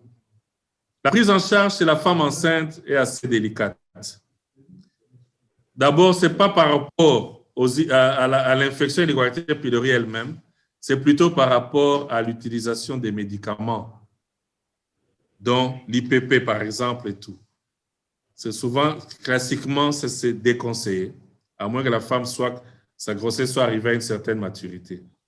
Mais maintenant, il faut parfois peser le pour et le contre. Si la malade est peu symptomatique, on peut attendre. Si elle est très symptomatique, on explique à la malade les risques, mais on doit quand même attendre un minimum que la grossesse ait dépassé les 12-13 semaines d'aménorrhée. Et là, on peut commencer à lui donner des traitements. Mais on explique parce qu'il y a toujours le risque n'est pas nul sur le fœtus. C'est ça, en fait, le problème. Mais si la malade est très symptomatique, et nous avons eu déjà actuellement 2 ou 3 cas comme ça, on a été obligé de donner le traitement et la malade maintenant se sent très bien. Mais on a dû attendre. Les deux sont venus à 11 semaines de grossesse avec tous les malaises et tout. On fait la mise au point, on retrouve l'Helicobacter. On a attendu 2 semaines supplémentaires avant de pouvoir donner les médicaments sans trop de risques. Alors, la première question, la relation entre les AINS et l'Helicobacter pylori. Bon. Dans l'histoire de la maladie ulcéreuse, avant, c'était beaucoup plus lié aux AINS. Et avec le temps, on a compris qu'au-delà de l'AINS, il y a ce microbe aussi qui joue un rôle direct. Et il se fait parfois que les deux, l'un devient le cofacteur de l'autre, tout simplement. Mais il n'y a pas en fait une relation directe entre les deux.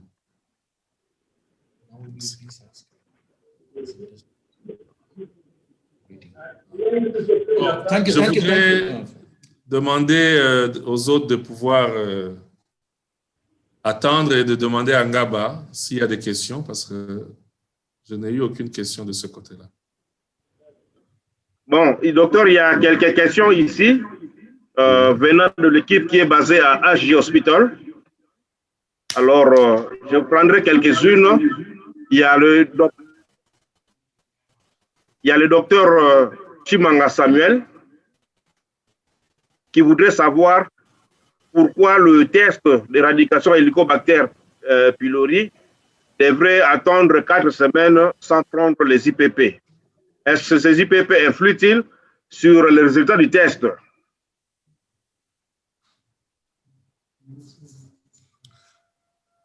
Je réponds directement. Bon, je peux continuer avec 2 ou 3 autres comme ça. Oui, ok. Alors, il y a le docteur Kanzumba Chris qui voudrait savoir quand est-ce qu'il faut recourir à la chirurgie bariatrique lors de l'éradication de l'Helicobacter pylori. Et il y a le docteur Maswama qui voudrait savoir quelle est la place du bismuth dans le traitement de l'Helicobacter pylori. Donc, je voulais savoir répondre à ces 3 questions. Si il y aura des temps, on pourra continuer avec d'autres. Merci. Merci. Je commence par la première question. Je remercie tous les docteurs qui ont posé des questions. Eh bien, effectivement, les délais qui sont préconisés, c'est pour éviter toute influence négative des IPP sur le résultat. Voilà pourquoi on ne peut pas, il est conseillé normalement de ne pas faire le test, de faire en fait le test loin de la prise des IPP. Parce que ça peut fausser le résultat, la condition. Deuxième question, la chirurgie bariatrique, en fait, c'est la chirurgie de l'obésité. Quand on veut quelqu'un qui est obèse, on veut réduire le volume de son estomac, c'est là où on recourt à la chirurgie bariatrique. Mais avant d'opérer le malade, il est préconisé d'éradiquer l'Helicobacter pylori pour améliorer cette prise en charge. Plutôt que si, parce que le problème qui va se poser après souvent, c'est quoi? Quand on fait cette chirurgie bariatrique, l'anatomie de toute cette région-là change. Et il peut arriver que quand on fait l'examen, le malade n'est pas... la structure de l'estomac normal tel qu'on l'a appris à l'université ne va plus se présenter de la même manière. Et parmi maintenant les complications post-opératoires, le syndrome dyspeptique qui va apparaître après chez les malades, il y aura du mal à trancher entre des douleurs liées à des problèmes chirurgicaux plutôt qu'à des douleurs liées carrément à une dyspepsie. C'est pourquoi dans les recommandations, il est préconisé de radiquer l'hélicobactère avant d'opérer le malade. C'est uniquement ça. C'est pour ça que devant toute chirurgie bariatrique, on doit rechercher d'abord l'hélicobactère et l'éradiquer. La troisième question, si je m'excuse, qu'est-ce qu'il voulait, le docteur voulait connaître par rapport au bismuth? Quelle précision il voulait avoir? Okay. Merci beaucoup pour la parole, cher maître. Oui. Et docteur Massoma, oui. Concernant la prise en charge de l'Helicobacter pylori, j'ai lu quelque part, à part la trithérapie d'antibiotiques, l'amoxicilline, la clarithromycine et tout ça, bon, j'avais lu quelque part, j'aimerais avoir votre précision par rapport à l'utilisation de ces produits-là, les bismuth, avec la clarithromycine et l'IPP. OK. Non, en fait, c'est celle de bismuth. C'est un vieux traitement qui, à un moment donné, a été retiré du marché et qui est revenu à la surface parce qu'on a constaté qu'en l'utilisant, on avait des effets qui étaient bénéfiques sur l'éradication de l'Helicobacter pylori. Et voilà pourquoi ce médicament est revenu à la surface. Et les études qui ont été faites, randomisées, ont montré que ce traitement avait une efficacité supérieure à la trithérapie ou quadrithérapie sans bismuth.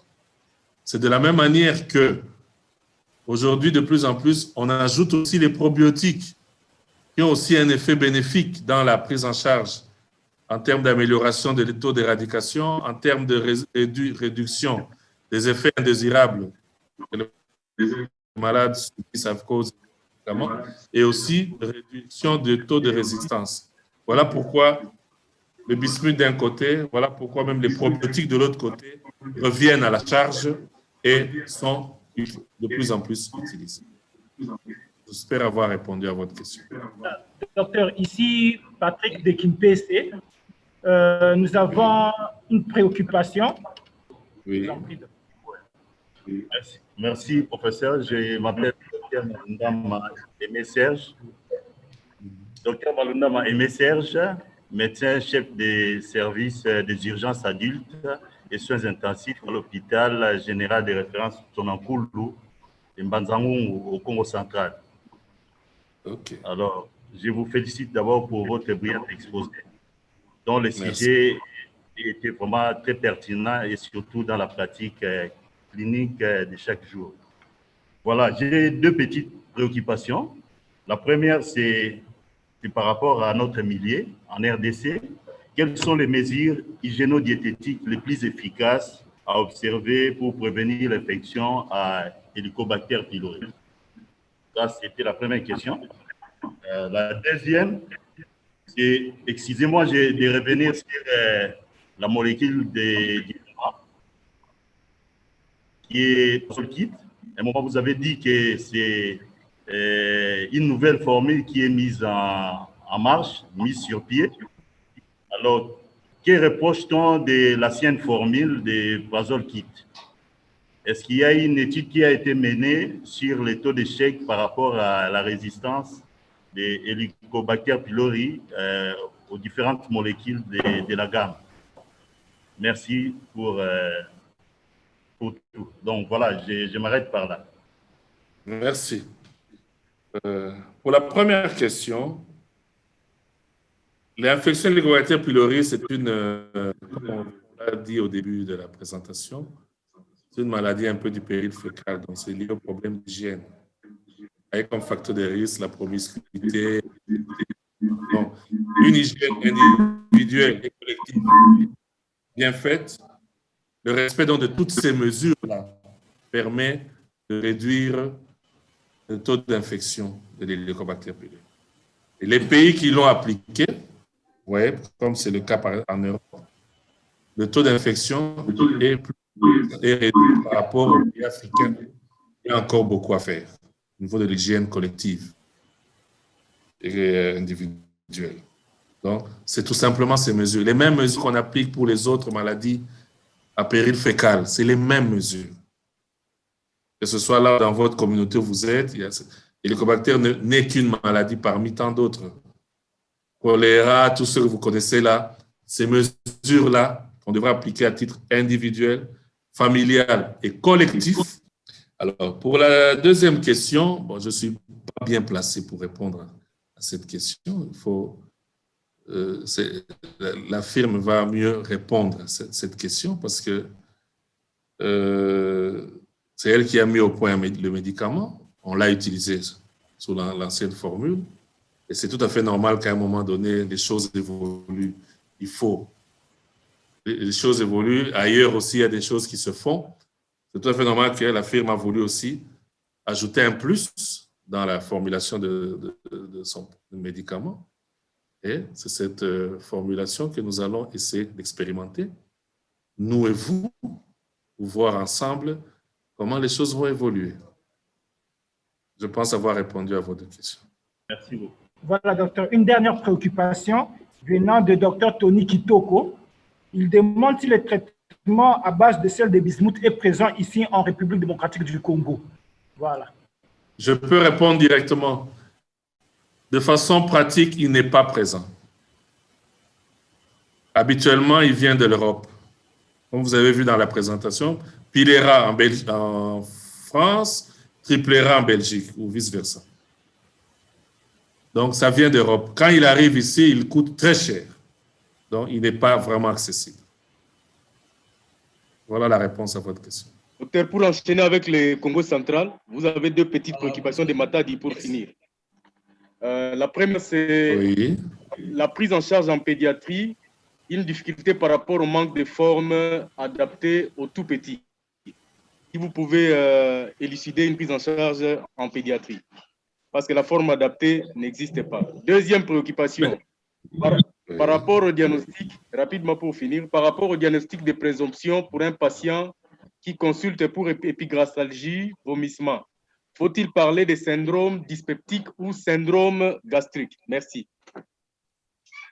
Merci. Je commence par la deuxième question. Le syndrome, en fait, syndrome gastritique, c'est une ancienne appellation. Il faut l'oublier. La nouvelle appellation, c'est le syndrome dyspeptique. Maintenant, on parle plus de dyspepsie ou syndrome dyspeptique. Ça englobe beaucoup plus de choses que parler de syndrome gastritique. Alors, pour ce qui est de la prise en charge en pédiatrie, effectivement, ça pose problème. Surtout pour les enfants de bas âge. Ceux qui ont un âge un peu plus avancé, au-delà de 9, 10, 11, 12 ans, on arrive, en faisant le calcul en milligrammes par kilo, d'avoir presque les formes galéniques classiques de l'adulte. Et à ce moment-là, on peut quand même donner. Et j'ai déjà eu à le faire chez 2 ou 3 enfants autour de l'âge de 9 et 11 ans. Mais chez les enfants plus d'âge inférieur, c'est assez délicat. On essaye, on voit, il faut faire des combinaisons, mais vous savez que si c'est avec les comprimés, on peut encore les couper, mais quand c'est sous forme de gélules ou de capsules, c'est impossible. Donc, cette prise en charge-là en pédiatrie pose encore problème. Merci pour les questions. Merci beaucoup pour l'espace. En fait, ma question est la suivante. Comment savoir qu'il y a résistance à la clarithromycine après 10 jours de traitement déjà? Ou quels sont carrément les paramètres révélant une résistance à la clarithromycine? Merci. Ce n'est pas en 10 jours de traitement que tu auras la réponse. Pour évaluer la résistance, tu te retrouves d'abord devant un malade. Bon, pour soupçonner, je dis bien, la résistance. Parce que quand tu donnes le traitement, le malade prend le traitement, il te revoit à la fin. Il n'y a que deux situations qui se présentent. Où il a répondu significativement à 100%, à 80%, à 70%. À ce moment-là, tu donnes d'abord un traitement d'entretien et tu feras la mise au point, le contrôle des radicaux. Si il ne répond pas du tout, il n'y a aucune réponse, et que le timing qui te permet de faire les tests est atteint, c'est en faisant les tests. Et les tests, comme je l'ai dit, pour évaluer la résistance, parce que tu es devant un échec.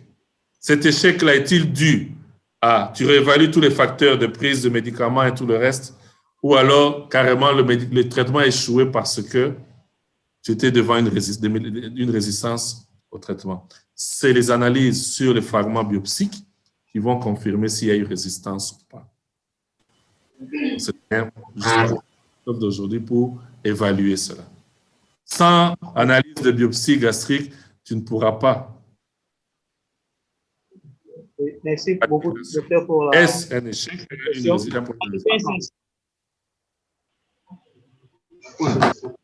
Merci, docteur, pour la question. Ma question est, dans notre milieu, quel est l'examen paraclinique le plus spécifique qui peut nous orienter vers une infection à Helicobacter pylori? Le plus spécifique, c'est l'endoscopie. Avec biopsie. Dans les diagrammes, j'ai mis les méthodes invasives et non invasives. J'ai donné les spécificités et les sensibilités des différentes techniques. La sensibilité qui dépasse les 90%, c'est l'endoscopie. Mais vous avez le test, l'antigène dans les selles, s'il est fait dans les bonnes conditions, bien sûr.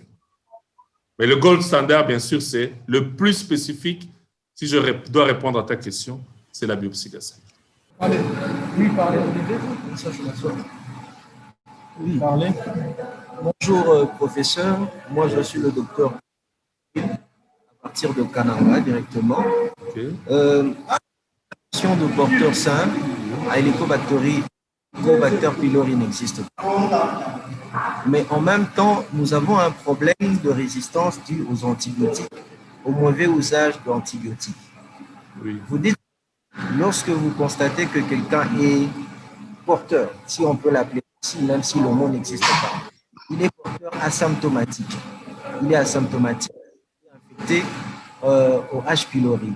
On devrait le soigner, qu'il soit symptomatique ou pas. Alors, quelle est la place maintenant de la résistance due à ces antibiotiques que l'on va donner à cette personne qui est asymptomatique, comme nous tous? Nous pouvons être porteurs de cette bactérie, mais nous sommes asymptomatiques. Est-ce que vous ne trouvez pas que c'est aussi un moyen pour nous de développer des résistances aux antibiotiques, même si on n'est pas malade? Parce qu'en ce moment-là, l'Helicobacter pylori n'est que facteur de risque de développement, soit de l'ulcère ou bien d'une gastrite, mais il n'est pas directement une cause de la maladie de l'ulcère à Helicobacter pylori. Voilà, ça c'est la première question. S'il te plaît, laisse-moi d'abord répondre à ça. Laisse-moi d'abord répondre à cette question. D'accord? Il y a un amalgame là qu'on doit lever. Quand j'ai dit, on ne peut, la définition de porteur sain n'est pas à sa place dans ce cas. Nous tous, nous avons l'Helicobacter pylori, n'est-ce pas? Mais quand on fait le test chez nous, le test est négatif. Seuls ceux qui ont un test positif ont une infection à Helicobacter pylori. Je ne sais pas si je me comprends. Symptomatique ou asymptomatique. Mais du fait qu'il y a une infection, vu le risque à long terme, il faut éliminer le microbe. Je me fais comprendre? OK? Tout le monde a l'Helicobacter dans son estomac, mais quand on fait les tests chez tout le monde, ce n'est pas positif. OK? Mais si maintenant on fait le test, on fait une endoscopie par exemple, on regarde la muqueuse normale, on dit gastroscopie normale. Normalement, le médecin doit faire la biopsie. Macroscopiquement, c'est normal, mais quand on fait la biopsie va revenir gastrite chronique à Helicobacter pylori. Il y a présence d'une activité. Mais la muqueuse, en regardant comme ça, elle est toute rose. On doit soigner cette personne. Il est malade, mais en silence. Tu comprends? Dans ces cas-là, on doit les soigner. Mais maintenant, le problème de résistance vient du fait de quoi?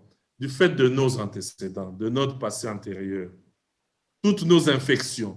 Tu connais toi-même ce fameux duo palu, fièvre typhoïde. Palu, typhoïde. Il y a un abus d'antibiotiques. Il y a l'automédication. C'est ça qui crée, entre autres, les résistances. Le moment où l'antibiotique doit être utilisé à bon escient, il a perdu de son efficacité. Et comme l'Helicobacter est déjà dans notre milieu, facilement, ces gènes vont identifier ces antibiotiques qui sont déjà passés par l'estomac. Tu comprends? Voilà pourquoi on arrive maintenant à cette situation. Donc, c'est pour ça que le conseil il est plus large. Il faut une politique nationale d'un bon usage des antibiotiques, une bonne indication dans les prescriptions. Il y a notre part à nous aussi, les médecins. Mais si toi, le médecin, tu ne le fais pas, l'infirmier au coin va le donner à ta place. Le malade cherche une solution rapide. Il ne cherche pas des traitements qui prennent du temps pour se sentir bien. Voilà, en fait, la situation. J'espère avoir été clair dans mes réponses. La préoccupation est celle-ci. Si une personne déjà traitée de Helicobacter pylori peut encore se réinfecter de la même souche, sinon, pourquoi? OK, merci. C'était une question, je pense, qui était restée en suspens. Dans les dias, quelque part, j'ai donné quelques définitions. Ta question telle que tu la poses, nous n'allons pas parler dans ce cas-là de réinfection, si c'est la même souche. Mais c'est plutôt une résurgence. Donc, le germe est là, on donne les médicaments, il semble avoir bien évolué. Après quelques temps, il refait la maladie avec le même germe. C'est une résurgence. On parle de réinfection quand on fait une infection par une autre souche. Voilà la différence entre réinfection et résurgence. Je pense avoir répondu à votre question. Bon, je pense qu'avec cette réponse... Donc, une fois éradiqué, on ne peut plus se réinfecter par la même souche. C'est ça que je dis. Si vous avez été... La réinfection par la même souche s'appelle résurgence. La réinfection vraie doit se faire par une autre souche. Si c'est la même souche, c'est une résurgence. C'est un peu un exemple. Si tu refais la tuberculose, parce que tu avais ton BK omis, hein, c'est une tuberculose de réactivation, comme ce qui se voit dans le cas de la co-infection au VIH. Mais il n'est pas dit que tu as été recontaminé par un autre BK. C'est un peu dans cette logique. C'est juste pour illustrer la réponse. Réinfection, même souche, égale résurgence. Réinfection vraie, autre souche. Merci et je pense qu'on va être obligé de s'arrêter là pour cette belle séance en live. Et je veux terminer en remerciant la FIL. Thank you very much.